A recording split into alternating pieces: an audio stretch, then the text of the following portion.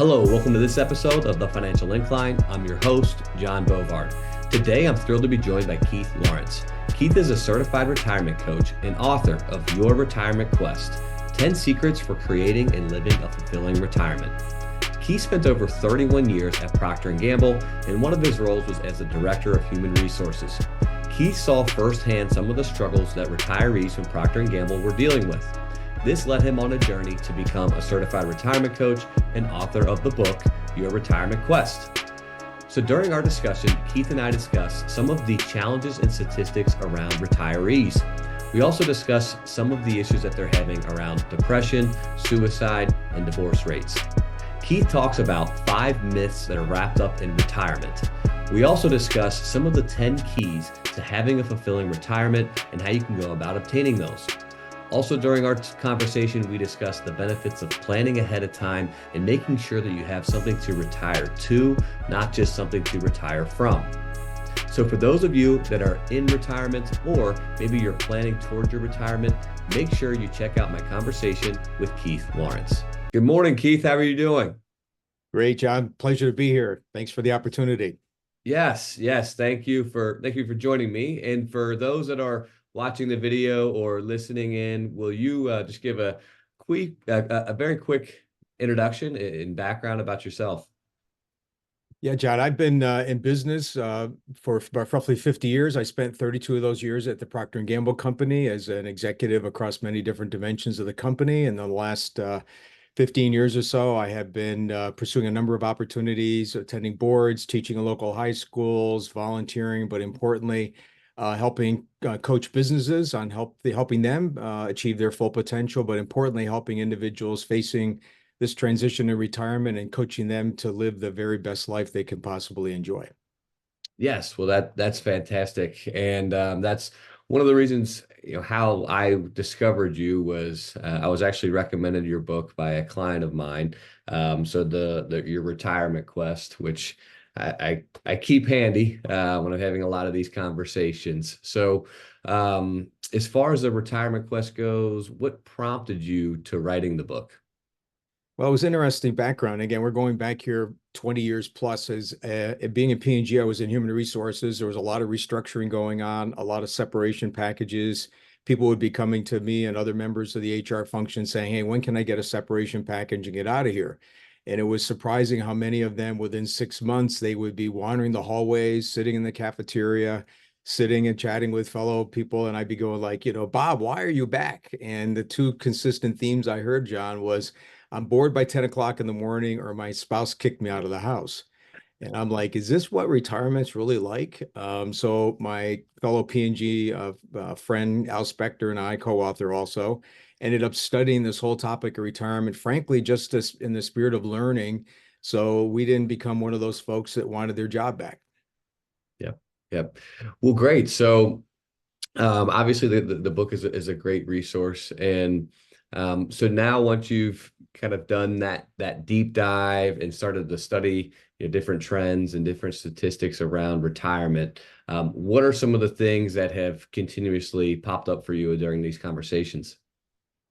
Well, there's several things. First of all, and we can cover them here in the podcast, I think it might be helpful. One is that, there are many myths related to retirement. One of them, it's easy.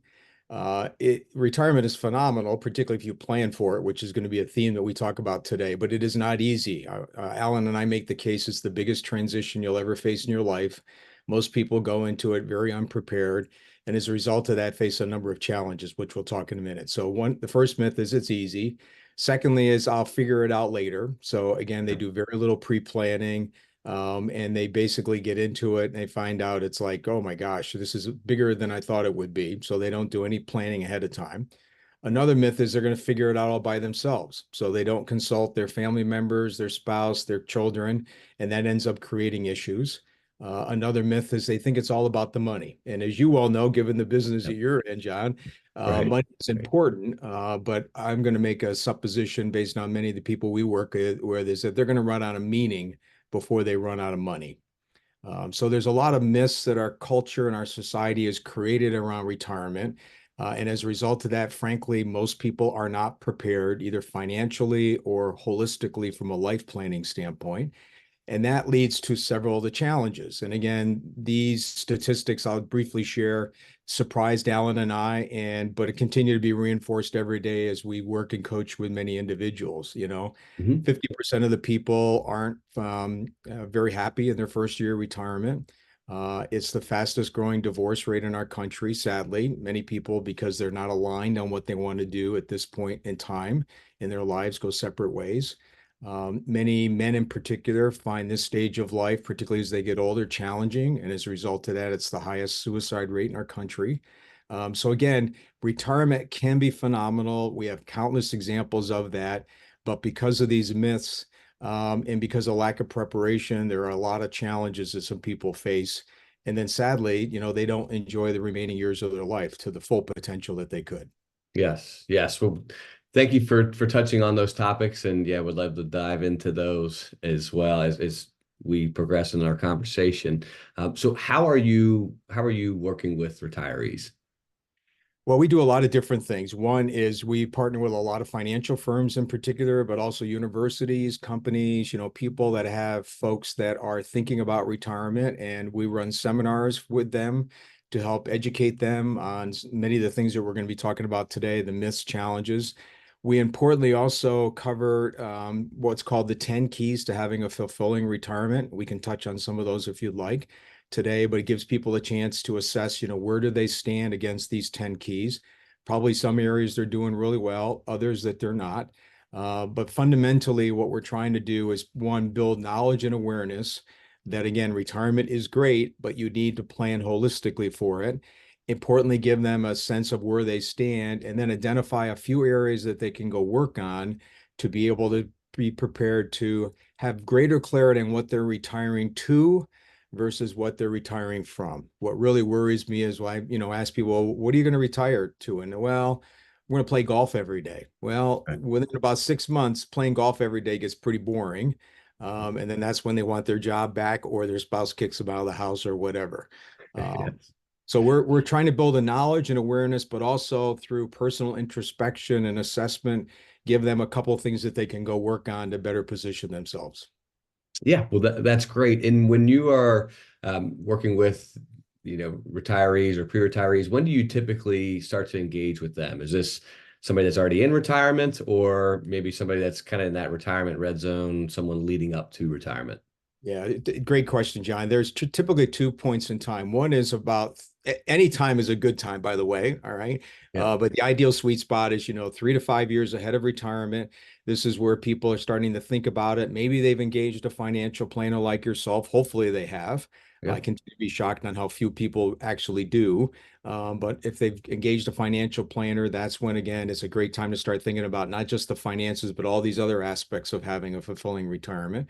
But then also we see people that are in the third phase of retirement. There's 5 phases of retirement. First one is anticipation. I can't wait to get the heck out of here. Uh, Hmm. then the second phase is what's called the honeymoon phase. I'm finally retired. I don't have to drive downtown anymore or see Sally Sue anymore. Um, and that's a great time. That can last from one day to a year, typically depending on the individual. But then they get in the third stage, which is disenchantment. It's like, is this all I've worked for the last 35 years? Okay. That's a stage where they will then show up at one of our seminars and say, I've got some work that I need to do now that I should have done before. Yeah, so that's fantastic, and obviously I like that point that any time can be the right time, and that's definitely good to hear for those that might already be in retirement and maybe they're kind of looking around like, hey, is this all there is to it? So, one of the things that just helping my clients out with is having multiple goals along their stage of their career. So, sometimes it can be difficult, like you said, for most of those people that are working at a company like Procter and Gamble, and they're continuing to save, and they're, hey, my goal is to retire, and then I can really start these things, start my bucket list, so to speak. So are you encouraging people, even as they're working through their career, or, even that might be 10 years out, to start to pursue some of those items ahead of that retirement date? Oh, you bet. First of all, I think we all know this, but we don't always take it to heart. None of us know how long we have. I will never forget one of my good colleagues. His name was Mike, who worked at P&G for many, many years, and he was ready to retire for a long time, but didn't want to, and he kept all talking about all these dreams and all these things that they're going to do. And sadly, within 6 months after retiring, he died of a heart attack shoveling snow in his driveway. And I'll never forget going to his funeral and seeing his wife standing there by the casket. And I'm like, I was in shock because I had just seen him recently. And, she talked about we had all these dreams, but never had a chance to pursue them. So to your Right. point, I would not wait to do any of those. All right. Um, Again, particularly in this day and age, pick the things you want to do on your bucket list and take out time in your schedule now to do them now. All right. Yes. Having said that, though, there's also a concept it's called practicing retirement. And it's a pretty simple but powerful concept. So while you're still working, wherever that might be, think about one thing that you might love to do in retirement and start practicing it now. So if you want to travel some more, okay, or if you want to start a fly fishing business in Colorado, all right, well, that's one of the specific examples, right? Take a Yep. week of your vacation, block it out now, and go out and live in Colorado. Go meet with a bunch of people that are doing that kind of thing. And you're going to hopefully learn a lot. And it may do one of two things. One, it may say, hey, I don't really want to do that, being bit by the flies, trying to do fly fishing in the middle of a river all day. All right. Or you may come away saying, hey, that sounds really exciting. And you may end up wanting to do it earlier than you planned. The other value of that is the more you can get clarity on your retirement. So I'm going to do this fly fishing business. I'm going to take these trips, etc. You can then go to your financial advisor and say, hey, here's what I plan to do in retirement. All the advisors I talk to saying, hey, if they got greater clarity of what the next phase of life looks like, they're going to have a much more robust financial plan to make sure that they can afford doing that. So, point Right. being is don't wait, okay? Mhm. And if you can start practicing retirement now, learning about it now at any age, frankly, the better off you're going to be. Yeah.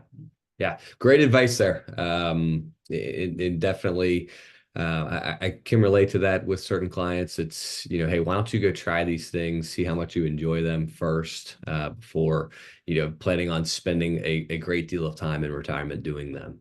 Yeah. So, And um, consult, and I'm just going to have one other quick yeah. story. Importantly, consult others that are going to be part of your retirement. So one of my favorite examples, an individual who built a $2 million log home in the hills of Tennessee as his retirement home, right? And he had his dream of his family coming there all the time, And one of the last time I saw them, I said, "How's it going?" I said, "Well, my kids have never been there." And I'm like, Wow. well, why is that? And you could just Yeah. see the sadness on his face. And he never even asked them where they wanted to go. They would love to have a beach house. So he views Right. it two, Right. $2 million albatross around his neck, right? Hmm. Um, the other thing I should mention too, we all know that health will become an issue as time goes on. And again, don't assume you're always going to be healthy, right? So the more you can do now while you're young and fit and the world is still with us, right? Sane or whatever. And we never know Right. when another COVID is going to happen. So many people called me during COVID and said, Keith, you were so right. We should have taken that trip to wherever, right? But we put Right. it off and now we can't go anywhere. So don't wait. Hmm. Yes, yes, I love that advice as well. So, one of the things we touched on, kind of leading into the conversation, are the challenges of retirement. So, what are some of the challenges that you've seen with the people that you've worked with? Well, again, some of the immediate challenges that they're just so busy at their jobs, they don't have time to even think about the future or even talk about it with others, right? And again, the more they lack of planning for this, and even engaging a financial advisor, it's going to be a big problem later on. So one is this, they're too busy, okay? Yep. Number two is they are focused on, I just want to get out of here and get away from all this stuff, as opposed to what are they actually going to do in retirement, okay? Hmm. Hmm. What's their average day going to look like? Where are they going to live, right? Where are they going to spend their time? Um, are they going to work again? We're a huge proponent of working in some capacity, maybe Hmm. not the same thing that you've always done, but most people are just focused on, I don't want to do this ever again. They forget that there is important things that they get from work, value, sense of accomplishment, learning and growing, connection, a sense of tribe and community, feeling valued. So Hmm. many baby boomers in this day and age, people I used to work with, they may have been the head of manufacturing, but now they went and get a law degree because they want to help young youth that are, stuck in the judicial system. That's a real life example. All right. Yeah. So some of the challenges again is their time, lack of planning, but they also just can't think out of the box about what their future might look like. And again, we could spend all day here, John, talking about the thousands of examples that we've come across of people that have taken their time, talent, and treasures, all their experience that they had and whatever they might have been doing, and applied those to not only have fun, okay, but also make the world a better place in retirement. Hmm. No, that's great advice. Obviously, it can keep people mentally sharp as well if they're continuing to work. So, what are some? You mentioned one there of an example of someone getting their law degree and Right. helping out with some of the youth in the judicial system. So, what are some of the other examples of jobs or careers you've seen in retirement? Oh gosh, again, we could spend a lot of time on this, but I'll give you a couple of my favorite examples. So one Mhm. couple I'm familiar with, they both love to cook, right? So he retired and they ended up going and getting a chef's license, right, through Wolfgang Puck. And now and they love to travel too. So they have a great gig now, right? They Mhm. basically call, they find out they want to go to Naples for a week. They call the best resort in the Naples, pick your favorite one down there. And they say, hey, is there any way you could put us up in a suite for a week? By the way, while we're there, okay, we're going to do cooking classes every day. So they get a chance to travel the world, travel across the country, basically for free, doing the thing that they love to do, cooking for others and Wow, enjoying the sense of community. So they talk about a win-win-win all the way around. that is, yes, You that's know? great. Again, there's countless examples of people that took all their knowledge and skills, become mayor of their hometown. They went back home and found out that their hometown was in significant decline, and they decided, well, we're going to have to make a difference here. So they took all their business experience. And I think we probably all would agree there's opportunities in the political system these days, right? To Hmm. try to make the world a better place there. My wife Sue is a wonderful example. She taught at Lakota schools for many years, third and fourth grade students, and she retired and she decided to take her caring for others and become a coach and a counselor for young women that have drug and alcohol problems. So I think we all know there's a huge need on the planet for people with mental health abuse problems, and she's done that for the last 15 years. Very, very, very difficult, trying work. Hmm. That is, that is. No, those are great examples. Because the example that pops up for most people is they say a Walmart greeter, right? You don't want Yeah. to you don't want to be the Walmart greeter. But no, there's plenty of opportunities that are out there. And I love those examples that you've provided. Yeah. And to your point, it doesn't, people are like, well, I don't want to be tied down. I don't want to have a lot of responsibility. So, my best friend from childhood, right? He was a very successful individual. He went Hmm. back and worked in a grocery store 2 days a week because Yeah, he loves interacting with the people. He's doing different jobs every day. It gets him out of the house. I mean, and he makes whatever, but yeah, it's not about the money. It's about all these other things that people don't think about while they're working per se, but it doesn't tie him down. He can say, hey, I'm going away on vacation, no big deal. But there again, that's another one of the other keys to or myths of retirement is, I'm not going to work again. And again, right. I've concluded based on all the people I have met that I'm going to be doing something every day, as you said, John, so well, to keep this mind sharp over time. Because once you stop, you drop. Right. That's good. I like that. I'll remember that one. Yeah. That one should be easy to write down. So, so you touched on one of the myths there, and if you wouldn't mind sharing again those five myths of retirement that you talk about. Absolutely. Again, I'll try a little bit slower here. First is retirement is easy. Okay. It is not easy. Another myth is, again, I'll figure it out by myself. Another myth is I'll figure it out later. Yep. All right. Another myth, it's all about the money. All Hmm. right. And another myth is I'm not going to work ever again. Yep. Yep. Yeah. Okay. Well, great. So, in a couple of those examples, and one of the ones that I'm most familiar with is the money, because when I'm meeting with clients, that is obviously, first and foremost, the main discussion of the conversation revolves around money. It's how much can I spend? I want to make sure I'm not going to run out of money. And then when people get into retirement, it actually becomes difficult to spend the money. Yeah. People are so accustomed to saving, and a lot of the savings are automatic, right? You don't see the money, it goes right into a 401k, and they can log in, they can look at their statements, their accounts are growing, and that's great. And there's some anxiety around starting to deplete that money when they're on a fixed income. So have you discovered any ways that can make things easier for people to start to spend money or part with some of those accounts, or even see their account balances go down slightly? Yeah, this is a big habit change to your point. Going from a saver to a spender, I have dealt with many, many people. I just coached a CEO of a entrepreneurial company here, just sold his company, made a lot of money. Hmm. And his wife and him, as they were working on transitioning, coaching through retirement here, goes, this is my biggest habit that's going to get in the way, right? Is I just have never spent.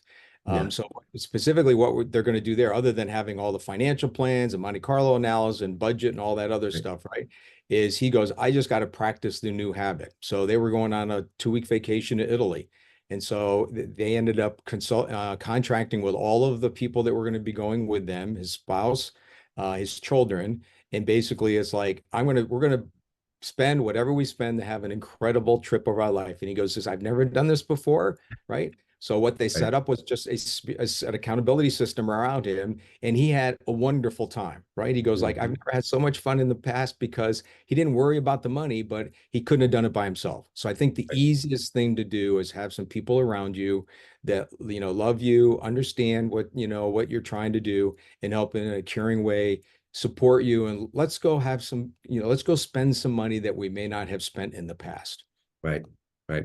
Yeah. And the other myth that you touched on was people can do it alone. So obviously, community and having, social events.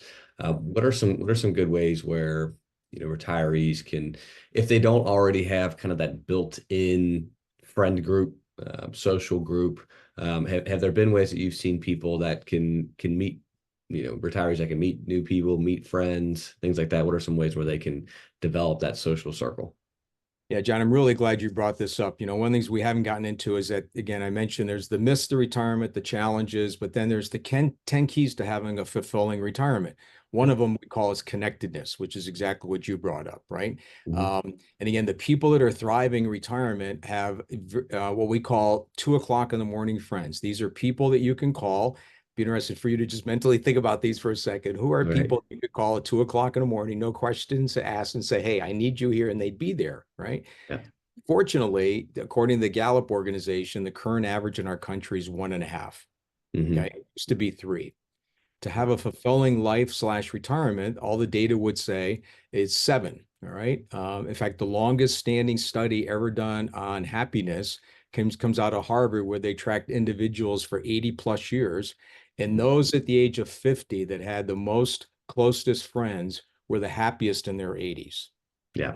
So again, a lot of data on this. Not having close friends is as worse as smoking cigarettes, being alcoholic, et cetera, et cetera. Wow. So this is a huge issue. It is particularly an issue for men. All right. And to your point, how do you do this? Well, in this day and age, it's a lot easier than it was 10, 20 years ago with social media. I mean, there are countless groups you can join, et cetera.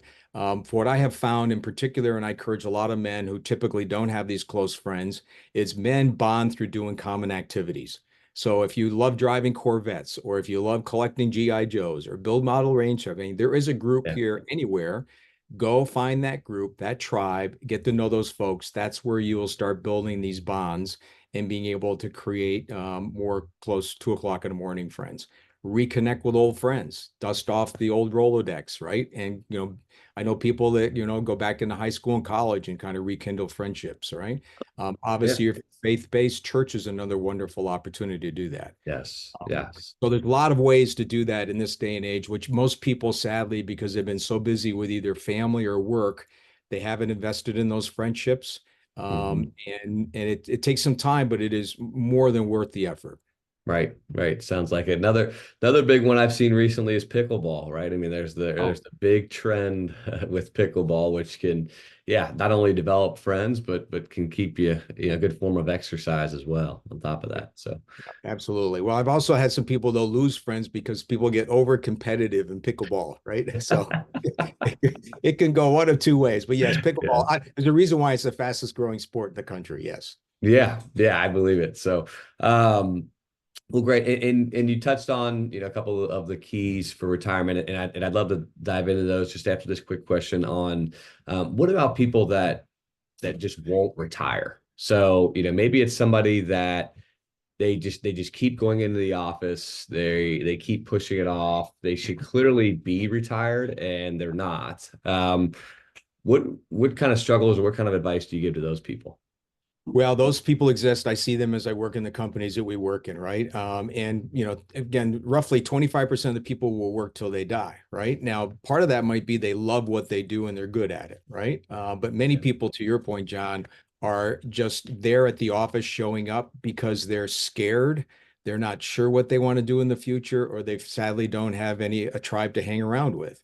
And those folks, again, been hired by their bosses to come in and coach them to be able to try to figure out what's next in their life. Because again, I would highly encourage people that you want to retire on your dime. What I mean by that is you do not want to be forced out at the end because that will be a halo, a dark cloud that will shadow you over your life the rest of your life. I was expelled, I was voted off the island. That Yeah. is not a good way to end your career. But Right.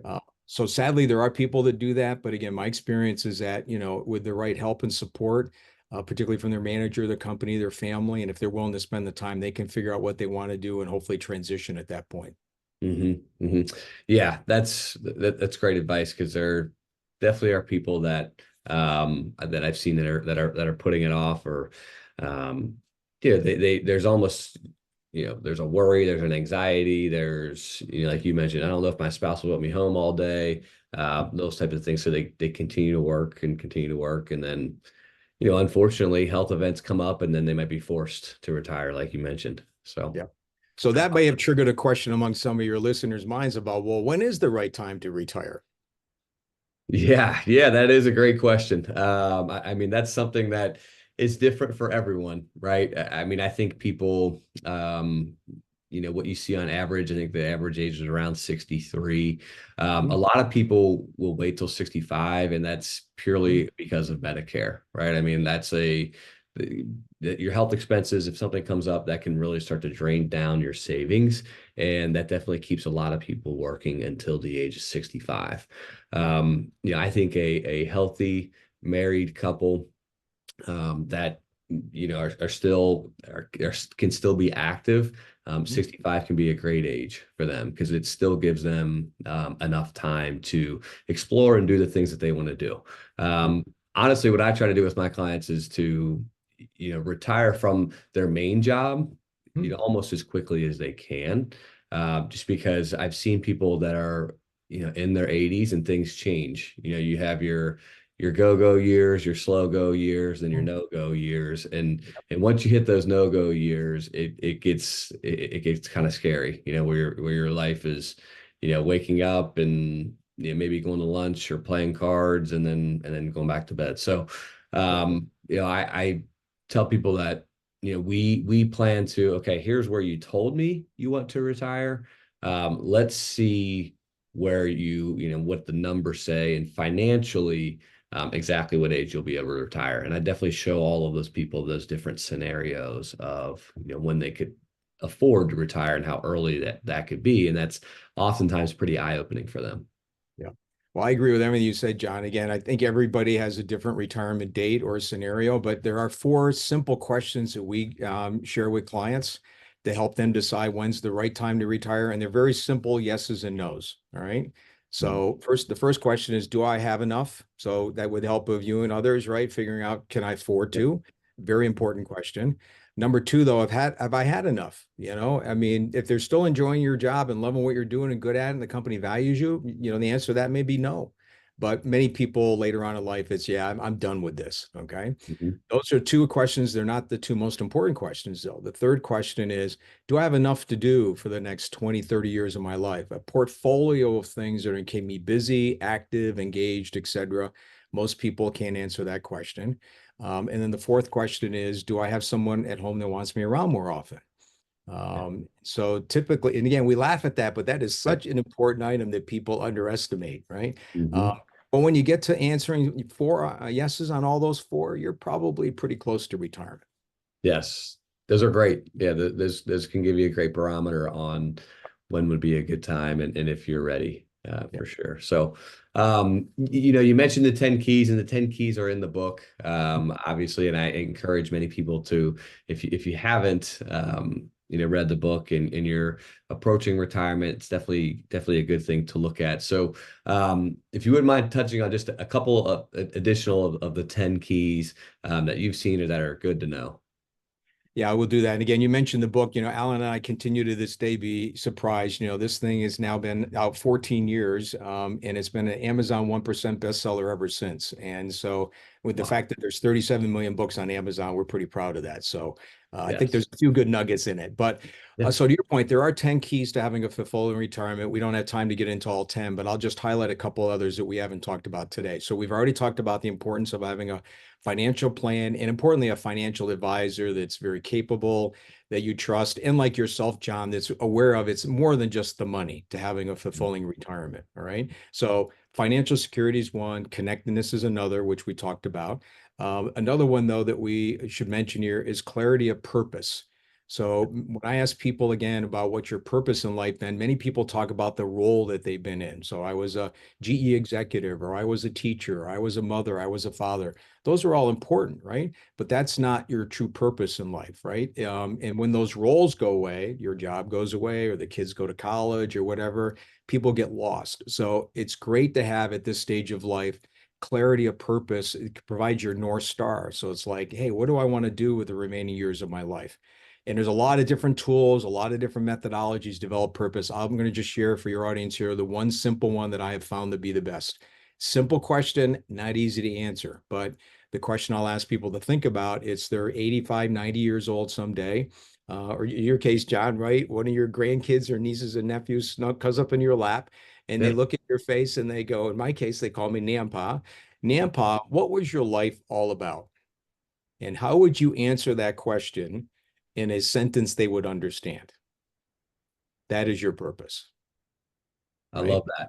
Most people can't answer that, but the folks that can, people I have met, I met a lady in her 90s last week who's out doing all kinds of volunteering work, and I said, "Why are you here?" And she goes, "I want to inspire before I expire." And she's doing it. Okay. Mhm. So my mom's now in a nursing home. She's 96, and she plays the piano. She wants every day as she possibly can to be able to provide music and joy to the residents that are there. All right. It's very Great. simple purpose for her. All right. Mhm. So purpose is another one that most people aren't clear on, but the greater clarity you have of that, the better off you're going to make interesting decisions as you go forward in your retirement. Another key I'll just touch on briefly, we all know this, is well-being. There's many, many dimensions of well-being. Sadly, most baby boomers, frankly, aren't very well. Their nutrition, exercise, sleep habits, et cetera, are pretty poor. Mhm. So we speak to that in our book too. So those are four or five others that I would highlight. Mhm. Yeah, that seems to be, from what I've seen, the well-being, the health side of things can obviously, put the biggest hamper on retirement. And not only just being able to retire, but enjoying retirement, as well. So to that end, are there certain things or that you recommend, whether that be good doctors or certain exercises or, anything that you've seen work well, with people? Well, we could spend all day on that topic. It's one of my favorite topics. So, um, one is I just met with one of the leading doctors in Cincinnati here yesterday, right, to have a breakfast, one of my many mentors, right? And we got into this debate, what it takes to age with vitality. because I'm Hmm. into all the numbers and science and go through, I mean, I have 110 blood metrics and whatever. He goes, it's very, very simple, right? He goes, and I'll never forget what he said. He goes, eat a balanced plant-based diet, exercise moderately, right? Have a positive attitude, sleep well, right? Get your annual checkup. I mean, these are the foundation fundamentals. Don't smoke, right? Alcohol in moderation, sugar and salt in moderation. Those, don't forget what Bob told me, right? So I think those foundational elements, we all know what we need to do. The question is, how many of them do we actually practice on an ongoing basis? Right, right. Yeah, I think it can be as simple as that. Obviously, there's books out there now. There's a book by Peter Attia, Outlive, which I don't know if that's come across your desk. Yeah. I love Peter. I listen to his podcast every time it comes out. Yeah, Peter Yeah. is one of the best I've ever met. Absolutely. Yes, yes. And there's obviously he elaborates a lot of those points that you just mentioned. And you know, one of the things that I've actually started to stress with my clients now is the like he mentions is balance, Yeah, right? So having grip strength, having yeah, good balance, and what that because most of the time it can be the falls that really start to hurt people. But he has a yeah. lot of good information that he shares. Yeah. And it's simple things, right? I'm on the board of a nursing home, and I'll never forget, one of the doctors told me years ago, he goes, take care of your teeth and feet. Because if you don't, those are two parts of your body. To your point, if your feet aren't cared for, you're not going to balance, you're going to fall. Hmm. Right. I mean, and if you fall at age 65 and above, it is very risky. All right. Yeah. Many people won't survive. Many of them will not ever walk again. Wow. So again, it's those fundamentals. But yeah, most people think they're going to be well forever. And that's not going to be the case. It can be just a simple back problem that gets in the way of you no longer being able to take those, trips that you once envisioned doing. And it may not Hmm. just be you, it might be your spouse, Right. right? So don't always assume you'll be well. Do the basics, right? And then don't wait. I think that would be the other messages, because we never know what tomorrow's going to bring from a health standpoint. Yes, yes. Well, great. Well, Keith, I appreciate all of the information that you shared. If there's people that are out there that are looking for help or looking for insight, obviously there's the book Your Retirement Quest that's on Amazon. Is there other ways where people can find you and connect with you? Absolutely. Again, it's all under Your Retirement Quest. So we have a website, yourretirementquest.com. We have a YouTube channel, several videos are there. We have a Facebook group where we're having, join the retirement conversation. Again, yourretirementquest.com. So both Alan and I would love to hear your success stories, help you in any way we possibly can. And hopefully today there was a nugget or two that might help you in your retirement journey. So again, appreciate the opportunity, John. All right. Well, thanks, Keith.